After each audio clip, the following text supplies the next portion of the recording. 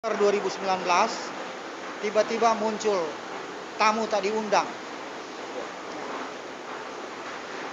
pandemi virus COVID-19 yang memuat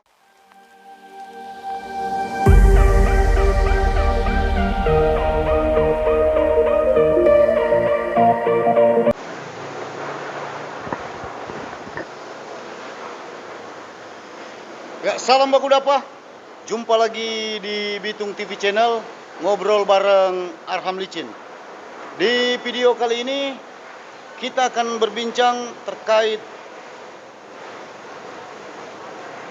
Pilkada 2020 di Kota Bitung. Dan bintang tamu kita hari ini sudah hadir, Komisioner KPU Kota Bitung. Biasa saya sapa dengan sapaan akrabnya Bung Iten Koyongian. Selamat datang di Bitung TV Channel. Tapi sebelum kita melanjutkan video ini, buat kalian yang belum subscribe dulu channel yang keren ini dan ketuk lonceng untuk mengaktifkan notifikasi agar jika kami mengupload video-video terbaru kalian tidak akan ketinggalan. Nah, kita langsung ke tema kita hari ini, Pilkada 2020 di masa pandemi yang sukses digelar oleh KPU. Khusus di Kota Bitung, suksesan ini ditandai dengan naiknya angka partisipasi pemilih.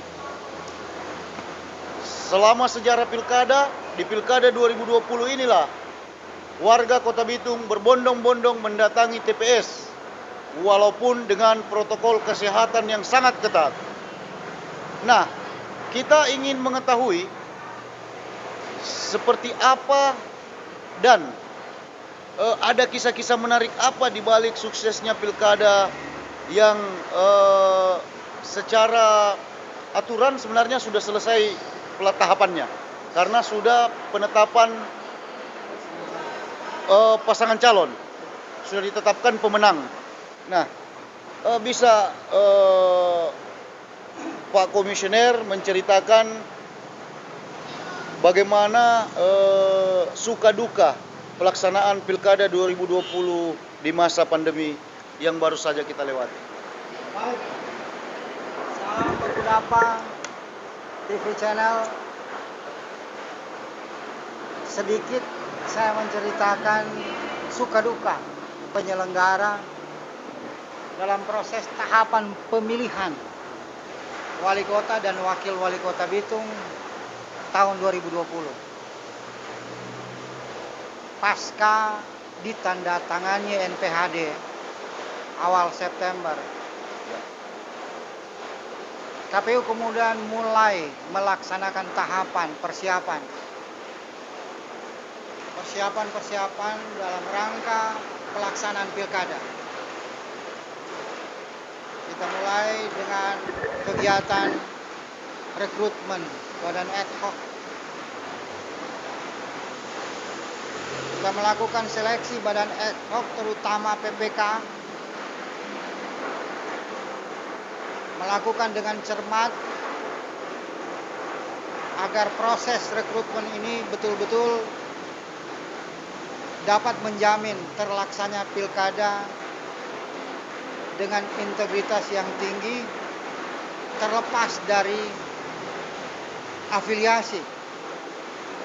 Karena itu seleksinya dilakukan secara ketat, baik seleksi berkas tetapi juga jejak rekam para calon PPK.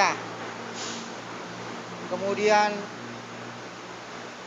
ujian tertulis. Sesudah itu kami melakukan rekrutmen untuk PPS. Maret 2020 yang kita start dari September 2019 tiba-tiba muncul tamu tak diundang. pandemi Covid. virus COVID-19 yang mewabah secara luas, cepat. PBB kemudian mengeluarkan maklumat, termasuk diantaranya adalah Indonesia yang terkena imbas wabah ini. Maka dikeluarkanlah keputusan untuk menghentikan sementara proses tahapan sampai dengan bulan Juni 2020. Oh, 2020 ya. Perpu 2 tahun 2020 kemudian muncul. Persoalan yang pertama adalah seluruh penyelenggara harus mematuhi protap COVID. Itu artinya seluruh penyelenggara harus bersih, harus sehat. Tetapi juga ada tambahan anggaran dalam rangka memenuhi protap COVID-19. NPHD yang kami susun tidak memuat tentang anggaran Untuk Covid ini. untuk Artinya ada tambahan anggaran di luar. iya, NPHD. karena ada fasilitas-fasilitas yang akan diadakan dalam rangka pemenuhan terhadap proses pencegahan COVID-19. Hal kedua, terjadi penundaan pemungutan suara yang awalnya September kemudian menjadi Desember. Proses tahapan di masa pandemi ini juga berimplikasi pada jalannya proses tahapan pencalonan. Verifikasi dokumen pencalonan dan pendukung tertunda. Walaupun dari sisi positifnya memberi ruang yang lebih luas pada para calon perseorangan untuk melakukan konsolidasi internal. Tetapi itu pun diperhadapkan dengan penerapan protap COVID-19. Image masyarakat berubah. Ada begitu besar kecemasan, rasa takut, bahkan tekanan bertubi-tubi diarahkan kepada KPU agar tidak memaksa kehendak untuk menyelenggarakan pilkada. Padahal kita tahu bersama KPU hanyalah menyelenggarakan regulasi. Keputusan ada di tingkat pembuat regulasi, apakah hendak dilaksanakan atau tidak. Tetapi kami personal KPU dari tingkat pusat sampai di daerah, kami sudah menyiapkan mental dan berkomitmen. Komitmen kami. Apapun keputusan pemerintah akan kami tindak lanjuti. Konsolidasi dengan tim COVID nasional terjadi untuk meminta standar pelaksanaan pilkada di tengah pandemi COVID. Anggaran kemudian berubah karena ada penambahan untuk pembiayaan penanggulangan COVID. Semua penyelenggara harus bersih untuk menghindari isu klaster. Kemunculan COVID-19 diakibatkan karena Pilkada. pelaksanaan pilkada, tahapan-tahapan pilkada. Klaster pilkada. Klaster pilkada. Kami membenahi diri. Semua penyelenggara harus melaksanakan uji kepatutan kesehatan. Mulai dari apa yang disebut dengan rapid test, bahkan swab. sampai kemudian pada rapid test kalau kita kenal sekarang adalah rapid antibody. Kemudian muncul tahap kedua rapid antigen. Ya. Dan yang terakhir adalah PCR. Semuanya kami patuhi. Karena kami ingin penyelenggaraan pilkada tidak hanya memunculkan pemimpin yang diharapkan oleh masyarakat, tetapi juga masyarakat tetap sehat agar supaya dua-dua, baik pemimpin yang terpilih dengan asas luber, tetapi juga penyelenggara dan masyarakat tetap berada pada keadaan sehat.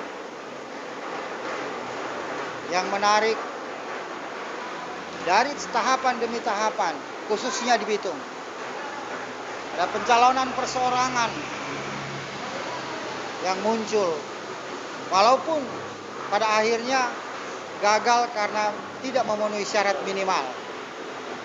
Tetapi upaya, ketulusan, keinginan untuk mencalonkan diri ini muncul dari tengah-tengah masyarakat. Itu berarti kesadaran untuk memilih dan dipilih makin membaik. Tidak ada peluang yang tertutup bagi masyarakat, karena undang-undang bicara semua adalah hak rakyat. Dan KPU memfasilitasi itu. Itulah tugas KPU. Kita melakukan kegiatan kampanye. Tidak ada kampanye secara terbuka. Kampanye dilakukan secara tertutup. Lewat daring. Pertemuan-pertemuan terbatas dilakukan, disosialisasikan. Kesadaran peserta pemilu, pilkada juga tumbuh. Proses pendaftaran pencalonan menjadi pelajaran yang sangat berharga, di mana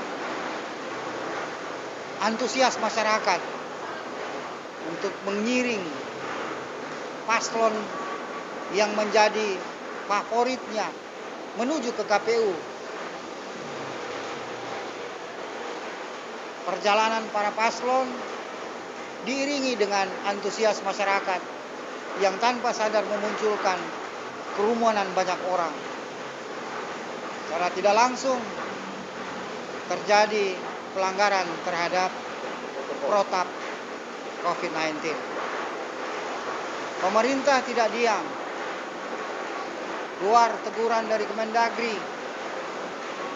Sosialisasi makin ketat dilakukan oleh penyelenggara KPU dan pemerintah agar pelaksanaan pilkada harus dilakukan menurut protap COVID-19.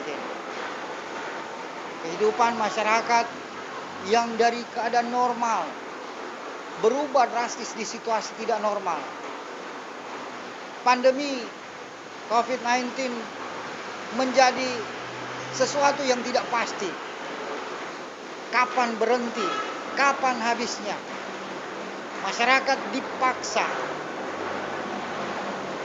atau harus terpaksa menyesuaikan situasi ini, membuat kehidupan menjadi normal.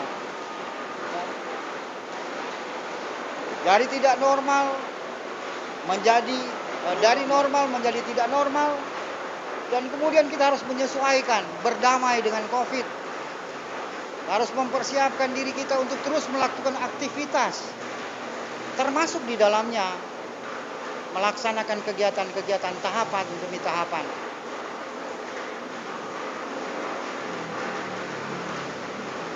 KPU melakukan pembinaan ad hoc BIMTEK di tengah pandemi.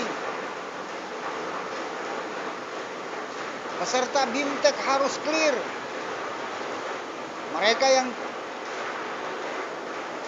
imunnya naik pada tes rapid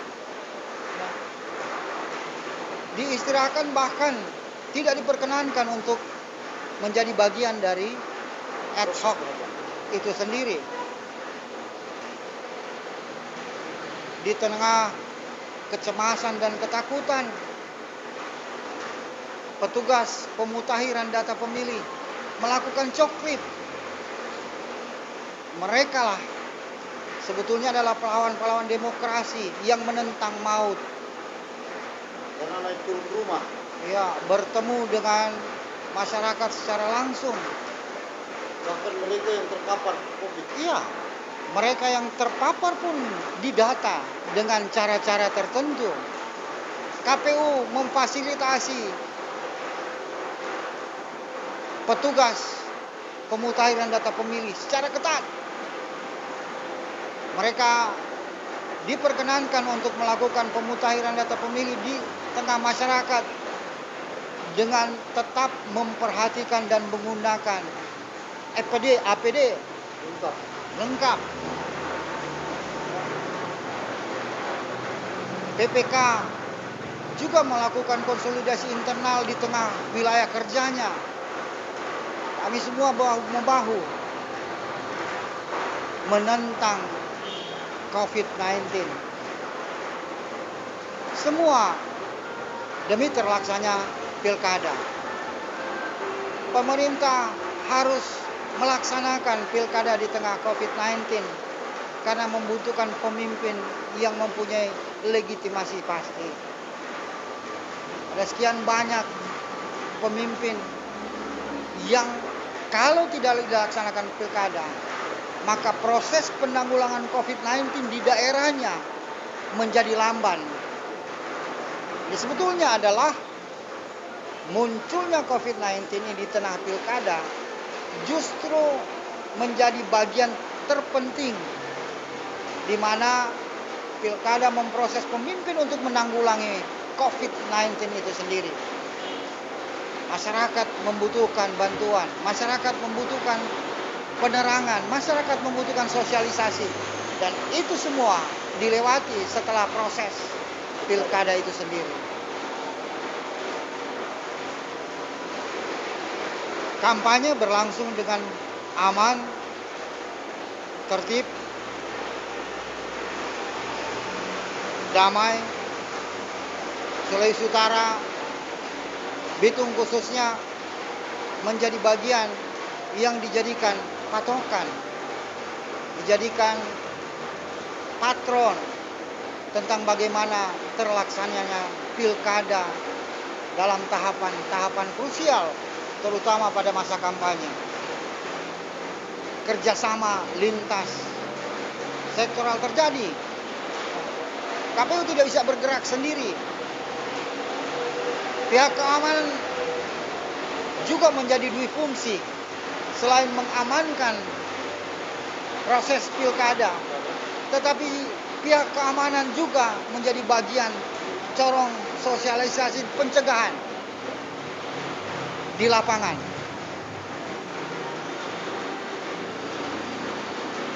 Peserta pilkada sangat tinggi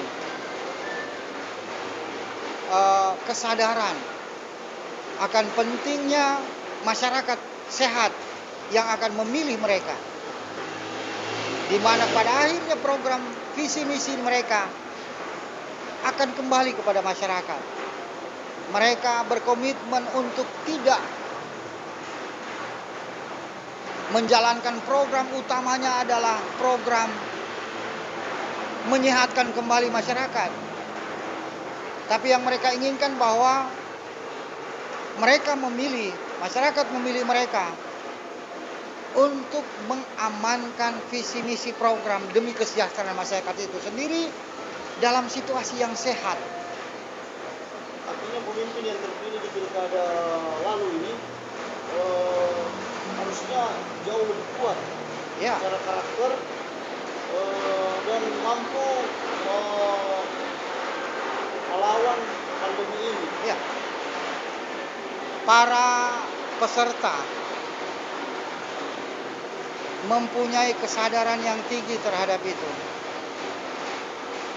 Mereka memunculkan program-program kampanye yang lebih mengarah pada kesehatan masyarakat. Tim sukses menjaga tempat-tempat pertemuan terbatas. Mereka sendiri yang melakukan itu. Kesadaran itu timbul. Kecemasan mereka terhadap masyarakat yang sehat sangat tinggi. Program-program daring kampanye dibuat sangat menarik. Ya, dan memang ini menjadi pilkada yang unik. Iya, sangat unik. Desember 9 Desember 2020 Di hari pencoblosan. membuktikan itu. KPU telah mensosialisasikan teknik pencoblosan dengan mengisi pemberitahuan kedatangan dengan sosialisasi yang dilaksanakan door to door. Bahwa di sana di samping tanggal tempat pelaksanaan pencoblosan, tetapi juga ada himbauan sosialisasi menggunakan masker. Datang di TPS, Bapak Ibu jangan lupa bawa masker. Bawa ballpoint, alat tulis. Ya, itu bahkan diberitahukan lewat pemberitaan. Sangat ketat. Atau yang biasa dulu kita kenal sebagai undangan. Iya. Untuk datang memilih. Dulu enggak ada. Iya. Tetapi bahkan jamnya pun diatur. Iya. Jam kedatangan diatur, semua untuk mencegah kerumunan massa. Para peserta sangat mendukung, menghimbau calon pemilihnya untuk bersama-sama dengan penyelenggara keamanan, patuh terhadap protokol COVID ini demi kita semua, demi diri mereka, demi para calon pemimpin mereka, demi penyelenggara, demi masyarakat Bitung pada umumnya. 9 Desember semua terlaksana dengan baik. TPS dibuat menurut aturan perundang-undangan dan sesuai protokol COVID. Petugas KPPS diperlengkapi dengan alat peraga kesehatan. Ya, APD lengkap. APD lengkap. Bahkan ada KPPS satu orang yang memang khusus. Iya, ada bilik khusus. Ya. Dari tahapan pemilih datang ke TPS itu telah dimonitoring oleh KPPS. Ya. Kalau datang tidak pakai masker, kami menyiapkan masker. Ya. Kemudian sebelum masuk TPS ada sarana untuk tempat mencuci tangan. Setelah cuci tangan harus ada pengukuran suhu tubuh. Mereka yang suhu tubuhnya 37,3 ke atas diberikan tempat khusus tanpa mengurangi hak pilih mereka. Semuanya untuk mengakomodir. Artinya mereka tetap melaksanakan memberikan hak pilih, tapi protokol kesehatan tetap dilaksanakan. Bahkan mereka yang terkapar melakukan isolasi di rumah sakit, semua di cover. KPU menghendaki hak suara tidak boleh dihalangi, apapun alasannya. Mereka yang dipenjara, orang-orang tua yang di rumah yang tidak datang di TPS, di cover oleh KPU, didatangi. Memastikan semua warga negara, semua warga Kota Bitung menggunakan hak konstitusi. Dan itu terbukti dengan naiknya angka partisipasi pemilih. Padahal seharusnya kalau melihat pilkada yang di tengah pandemi COVID ini, seharusnya angka partisipasi pemilih menurun. Logikanya begitu. Tetapi berkat kerja keras seluruh penyelenggara dan pihak keamanan, masyarakat kemudian menjadi tumbuh kesadarannya tentang hak pilih mereka yang akan menentukan pemimpin mereka. Dan keyakinan itu muncul dengan melihat para penyelenggara yang mengenakan protap COVID-19 datang di rumah mereka. Keberanian itu kemudian muncul diiringi dengan rasa gembira, di mana walaupun mereka sakit, mereka tidak bisa berjalan, tetapi mempengaruhi emosi. Iya, tapi penyelenggara mendatangi mereka, memberi ruang kepada mereka untuk menentukan pemilih yang akan mereka pilih sendiri. Puji Tuhan, alhamdulillah, semua telah berjalan sampai dengan pada tanggal 14 Januari penetapan calon terpilih dilaksanakan. Itu pun tidak lepas dari protokol kesehatan. Bahkan diwarnai gempa lagi. Diwarnai gempa 7,1 skala Richter. Ya, Sangat mengejutkan. ya. Situasinya pada waktu kita berdiri menyanyikan Indonesia Raya, di penghujung itu sudah goyang tanahnya.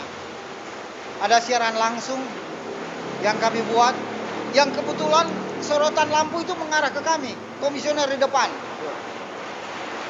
Oh, itu sempat membuat panik.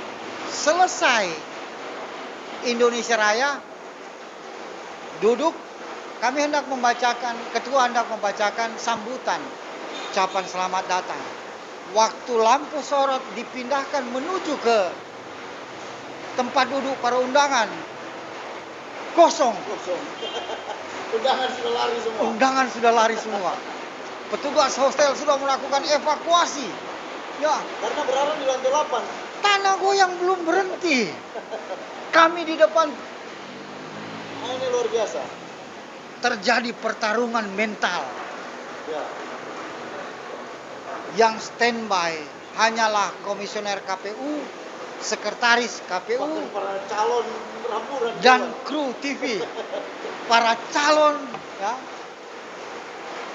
baik dari Parpol, Forkopimda, semua telah meninggalkan ruang Tersisa komisi rapat KPU. pleno. Tersisa Kami komisi. sendiri bingung mau bikin apa.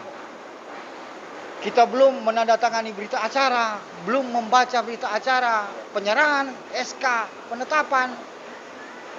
Terjadi nego.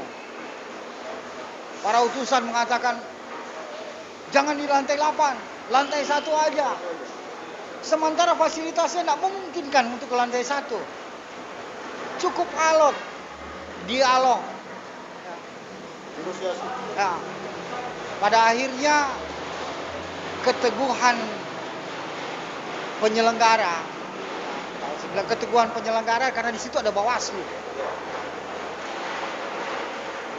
dan KPU Akhirnya berhasil. mampu memberi keyakinan dan ketenangan bagi para calon, Nah, itu berhasil ya, mengakhiri tahapan saksi-saksi, dengan parpol pengusung, dan mereka naik kembali. nah, Bung, sampai di titik penetapan pasangan calon berarti mengakhiri tahapan pilkada. Tetapi ada satu persoalan klasik di setiap pilkada atau pesta demokrasi, yaitu persoalan data pemilih. Data pemilih ini adalah persoalan klasik yang tidak pernah ada ujungnya di pilkada ini. Entah seperti apa persoalan ini bisa dituntaskan, baik oleh pemerintah sebagai stakeholder untuk masalah kependudukan, dalam hal ini catatan sipil, terus ke atas itu tentunya Kemendagri, maupun KPU selaku penyelenggara. Karena ini persoalan klasik sekali dan tidak pernah habis persoalan ini. Karena setiap pilkada, setiap pemilu ini akan muncul lagi. Jadi banyak orang yang beranggapan bahwa persoalan data pemilih ini seperti disengaja dalam tanda kutip dibiarkan seperti itu supaya setiap pemilihan itu menjadi satu pekerjaan lagi bagi pemerintah maupun penyelenggara pemilu pemilu itu sendiri dalam hal ini KPU dan Bawaslu? Kita Anda melihat? kita menerima DP4 dari Kemendagri, Ya, ini biar masyarakat tahu bahwa prosesnya seperti itu. disalurkan ke KPU RI. Ya, KPU RI kemudian mendistribusikan ke seluruh ke KPU. seluruh jajaran KPU Ah. di bawahnya. DP4 ini dari Kemendagri. Kemendagri diserahkan ke KPU. Ah. Sebetulnya kalau kasarnya, KPU lah yang membersihkan sampah dari DP4 ini sendiri, Ya, di mana proses pemutakhiran data itu terjadi. ya dimulai dari pencoplikan kan. Iya. Nah, dia punya persoalan 2019 pileg kan hal itu dilakukan. Nah, di 2020 pilkada kembali dilakukan pembersihan dan lagi-lagi Data yang sudah bersih data itu yang sudah bersih itu masuk lagi. dan Ini jadi data kotor lagi. kotor lagi. Nah, ini persoalan sebetulnya antara jajaran Kemendagri dengan Distrik-Capil. Ya. Kita tahu bersama proses keluar masuknya masyarakat sekarang ini menjadi simpel dalam pendataan. Kita tidak perlu lagi ada pemberitahuan ke RT, ke lurah, ya. Padahal ini adalah tahapan barier, Iya. di mana catatan masuk keluar penduduk di lingkungan situ terjadi di sini. Iya. Di tingkat paling bawah. Ah, sekarang regulasinya sudah langsung aja ke Distrik-Capil. Ya. Padahal yang paling tahu Ya, persis sebetulnya ada lowong, ada kekosongan informasi yang dari RT, lurah, kecamatan masuk ke Distrik-Capil. ya. Ini mungkin yang menjadi salah satu penyebab. Penyebab kedua, Distrik-Capil tidak bisa mengedit, menghapus data. Itu ranahnya di Kemendagri. Ya. Karena bank data Ada di sana. ada di sana. Pusat di tempat. Nah, itu persoalannya. Nah, jadi seperti apa ya? Jadi ini KPU selalu menjadi sasaran untuk, padahal kan persoalan data pemilih ini masyarakat akan menyorot KPU. Ya, Tidak pernah menyorot institusi yang sebenarnya paling Bertanggung jawab. bertanggung jawab dari persoalan ini. proses waktu kami menerima DP4, seminggu kemudian kami dibombardir Ya, oleh masyarakat, apalagi oleh tim-tim yang berkompeten. ya. Kenapa bisa begini? Kenapa bisa begini? Apakah ada penggelembungan? Macam-macam. Yang sebetulnya bukan ranah kami. Kami telah memberikan penerangan, bahkan rakor-rakor mengundang Distrik-Capil Ya. untuk menjelaskan hal ini supaya masyarakat paham. Paham. Bab kalau tidak diredam, ini akan memunculkan hal yang aneh, Ya. yang mencemaskan. Persoalan yang ada di KPU sebetulnya lebih teknis. Ya. Salah satu contoh, jalan tol Ya. sesudah tempat tinggal alamat mereka tergusur, Oleh mereka jalan- kemudian berpindah alamat tanpa memberi informasi Ya. kepada RT, tempat lurah. pertama Lalu tinggal. RT dan lurah juga menganggap hal ini tidak urgent Ya. karena tidak ada connect terhadap data di Distrik-Capil. Ya. Maka KPU yang menjadi kerja berat, Ya. turun ke lapangan Harus menanyakan, mensinkronkan. menanyakan kalau pindah di mana, kemudian koordinasi dengan petugas pemutarian data di mana informasi itu diberikan mereka tinggal, ya, menanyakan apakah masih tetap memilih di tempat awal atau mau pindah. Itu sebetulnya persoalan KPU. Nah, sekarang kita sebelum mengakhiri video ini, kita tahu persis persoalan di luar konteks COVID tadi, itu semua sudah terselesaikan. Tapi persoalan yang tidak pernah selesai ini di setiap perhelatan pesta demokrasi adalah persoalan data pemilih itu. Nah, harapan Anda sebagai salah satu komisioner KPU untuk kedepannya, seperti apa langkah konkret untuk menyelesaikan persoalan ini? Pertama, kami berharap data yang telah diakomodir oleh KPU lewat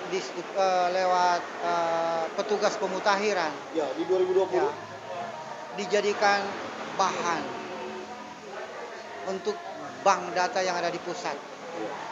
Minimal untuk mereka yang berusia 17 tahun ke atas. Ya. Tapi persoalan di sana juga sudah ada sebetulnya data. Orang ini telah meninggal, orang ini usianya belum mencukupi, orang ini telah pindah tempat. Kalau data-data KPU ini jadikan bagian database ya, kita tidak akan sulit lagi ke depan. Ke depan tidak perlu sesulit ini untuk menentukan. Tapi kalau ini loh DPT Kota Bitung. Kalau kita sekarang mulai melihat bagaimana data KPU menjadi urgent. Ya. Sangat. Contoh untuk Departemen Kesehatan. Ya. Ya. Departemen Kesehatan dalam melakukan vaksinasi ya, dia menggunakan Data KPU. Data KPU. Ya. Karena dia tahu data KPU ini sudah bersih. Ya. Nah, untuk menjaga ini khusus Kota Bitung, untuk menjaga data yang kemarin 154.000 ya kalau nggak salah, sekian. Untuk menjaga ini 146, 101. Nah, 146, 101. Nah, untuk menjaga ini agar ke depan di pileg itu ini kan sebenarnya tinggal mensinkronkan saja berapa yang mati yang di data ini, berapa yang meninggal, berapa yang keluar dari Bitung, berapa yang masuk ke Bitung. Kan benar itu sebenarnya. Apa sulitnya itu? KPU terus melakukan updating data. Ya. Pembaruan data sampai sekarang. Karena masalah data di KPU masalah yang fleksibel. Sampai pada satu ketika di mana tahapan itu selesai. Dan KPU tidak bisa lagi campur urusan data. Itu. Karena itu harapan ranahnya KPU lagi. Harapan sebagai komisioner KPU yang kemarin bekerja dalam hal pemutakhiran data ini, harapannya ke pemerintah khususnya mereka yang mengolah data kependudukan ini seperti apa sebenarnya, Pak? Ini sekaligus closing statement. Data bukanlah bagian dari divisi saya. Ada komisioner khusus. Secara umum, bagi saya data KPU itu harus dijaga. Kalau boleh dikatakan bahwa standar, dijadikan standar. Tapi ya kita tahu data kependudukan kan bukan cuma usia 17 tahun ke atas. Tapi khusus data pemilih lah. Data pemilih harusnya itu yang jadi patokan. Itu dijadikan patokan. Tinggal kemudian ada perkembangan mutasi penduduk, itu harusnya tetap dimulai pada tingkat RT yang secara rutin melaporkan itu secara berjenjang. Kelihatan kok perkembangannya. Dan masyarakat diharapkan memberikan informasi tentang keberadaannya. Kalau datang, kasih informasi lah. Sehingga kemudian tergantung lagi apakah Kemendagri mau membuka diri. Itu sudah wewenang mereka. Tapi harapan kita untuk data pemilih harusnya acuannya data KPU. Ya. Dan untuk data pemilih harusnya data KPU yang terbaru itu disinkronkan dengan data mutasi. dari Capil. Ya. Dan apakah masuk keluar ataukah masuk mereka kemudian yang telah berulang tahun yang masuk 17 tahun ke atas itu baru dimasukkan. Yang sudah ada tidak perlu lagi diutak-atik. Biarlah mereka yang melakukan itu. Ya. Karena tugas KPU hanya sebatas pada siapa yang berhak memilih menurut aturan. Ya. Siap. Baik. Sepertinya untuk bincang-bincang kita, ngobrol kita kali ini sudah cukup. Kita akan bertemu lagi di obrolan-obrolan lain di video-video berikutnya. Dan terima kasih saya secara pribadi mengapresiasi KPU yang telah dengan segala kemampuan sukses menggelar Pilkada 2020 pada 9 Desember lalu dan menghasilkan pemimpin yang tentunya akan kuat karena dipilih di saat atau di tengah pandemi COVID-19. Terima kasih sekali lagi Bung Iten Immanuel Koyomian. Ya, Sebelum kita mengakhiri ada pesan atau apa? Silakan. Atas nama KPU dalam seluruh jajarannya menyampaikan banyak terima kasih kepada masyarakat secara keseluruhan, petugas keamanan TNI Polri, Forkopimda, seluruh penyelenggara. Sukses ini adalah sukses kita semua. Karena itu marilah kita menikmati sukses kita semua ini dengan membangun komitmen membantu pemimpin yang telah terpilih. Ya. Terima kasih. Ya, terima kasih. Iten Immanuel Koyomian, Komisioner KPU Kota Bitung, Divisi Teknis Penyelenggara atas kehadirannya di Ngobrol Bareng Arham Licin di Bitung TV Channel. Sukses terus. Demikian Ngobrol Bareng Arham Licin di video kali ini bersama Komisioner KPU Kota Bitung. Semoga video ini ada manfaatnya untuk kita, untuk mengedukasi kita seperti apa pilkada berjalan hingga akhir pada 2020 yang lalu. Saya Arham Licin dari DNA Cafe Enresto Girian. Sampai jumpa.